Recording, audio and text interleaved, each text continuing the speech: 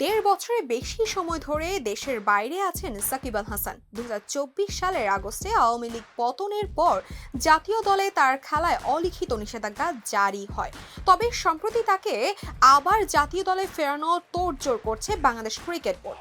এত লম্বা সময়ে দেশের বাইরে থাকায় জাতীয় দলে খেলার মতো ফিটনেস আছে কিনা তা নিয়ে আলোচনা চলছে।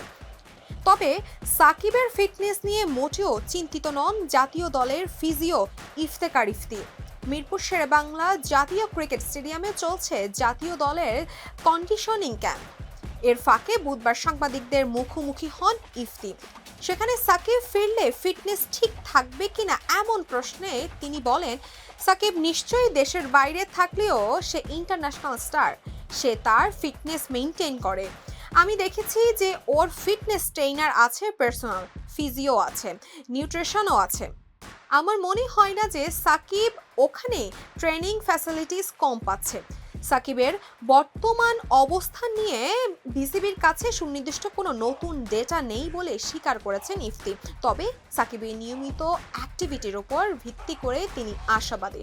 সাকিব কবে নাগাদ জাতীয় দলের সিলেকশনের জন্য অ্যাভেলেবল হবেন তা নিয়ে বিসিবির এখনো কোনো চূড়ান্ত সিদ্ধান্ত নেননি। ইফতি জানান, সাকিবের ইস্যুটি একটি ন্যাশনাল ইস্যু। তিনি বলেন, জাতীয় দল এমন একটা জায়গা যখন যে প্লেয়ারগুলো আসবে আমাদের কাছে, আমরা শুধু তাদের নিয়েই ট্রেন্ড আপ করব।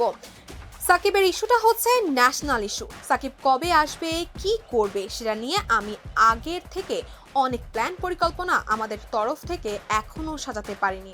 সে যখন দেশে আসবে বিসিবি তখন তাকে নিয়ে মনে করবে যে সে খেলার জন্য প্রস্তুত, তখন আমরা তাকে নিয়ে একটা প্ল্যান করব।